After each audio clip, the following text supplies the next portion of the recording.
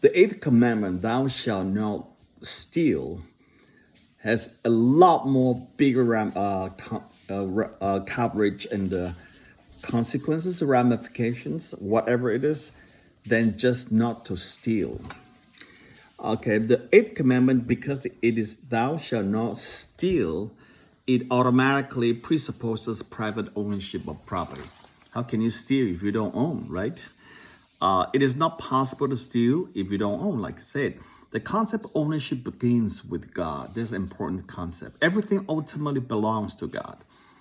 Samuel 24:1, the earth is the Lord's and the fullness thereof, the world and those who dwell in it.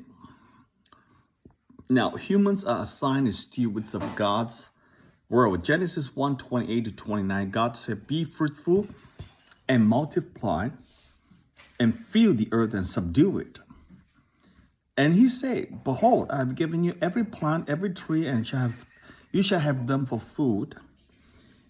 And the human, and you see, because all these are given by God to humans. And therefore, human ownership is therefore derivative and contingent. This is a really good statement. Important statement for us to understand and know that all our ownership, everything we own, therefore is derivative. It's derivative because it is ultimately comes from God. Think about it. The salary you make and everything, the air that you breathe, the fruits that you eat, it's not just because farmers go and farm it, because the land has a fertility to produce that kind of fruits and etc. for us to enjoy. Everything ultimately comes from God. Even the milk from the cow, and the cow eats the grass. Where is all this grass and everything comes from? Eventually, it has to trace back to God. You see, everything. That's why Genesis 1:28-29, God said, behold, I've given you every plant and every tree for food. Who gave to Adam and Eve? God.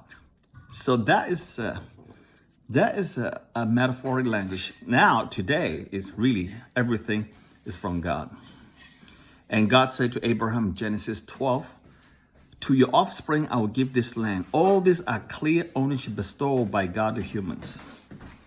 Okay, so this is the ownership in the Bible.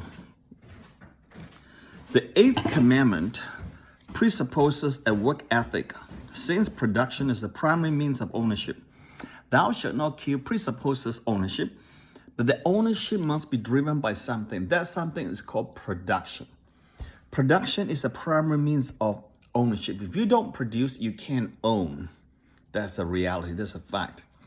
In other words, if you don't work or produce, there'll be no ownership and hence poverty. Poverty comes from disobeying the command of God to work. Scripture teaches that work is necessary and beneficial, even though it is toilsome as a result of the fall. Work existed before the fall. Now get that one. We don't work because of the fall. Adam and Eve were working in the Garden of Eden before the fall, except that it was wonderful. There's no pain, no toil, nothing, because it's paradise. But after the fall, our work became toilsome. It's because the ground is cursed, because Adam listened to his wife, Eve's voice, and because Eve listened to the devil. Okay? So, Adam was commissioned to tend the garden only after sin. Work becomes burdensome through Genesis 3. God said to Abraham, because you listened to the voice of your wife, eating of the fruit I command you not to eat, curses the ground because of you. In pain you shall eat of it all the days of your life, thorns and thistles it shall bring forth to you. That's why we have to struggle, to work hard, to make a living and all this. Okay? Now, just to conclude, laziness and theft are the antithesis of the work. Proverbs 6, verse 6, 11. O sluggard, consider the ants and be wise. A little folding of the hands, poverty shall come upon you like hunger. Poverty and hunger never excuse theft instead of work. So that is the eighth commandment. Let me just give you some examples, in the Bible about ownership. Number 1, production. Proverbs 31:31. Honor her for all that her hands have done. Let her works bring praise at the city gate. Number 2, inheritance. Number 3, donation. Number 4, trading and purchase. Genesis 47. Joseph prospered in exchange of livestock. Number 5, Leviticus.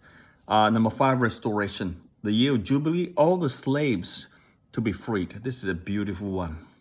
Number 6, reimbursement. So all this. This is thou shalt not kill, the 8th commandment. Thou shalt not steal, the 8th commandment.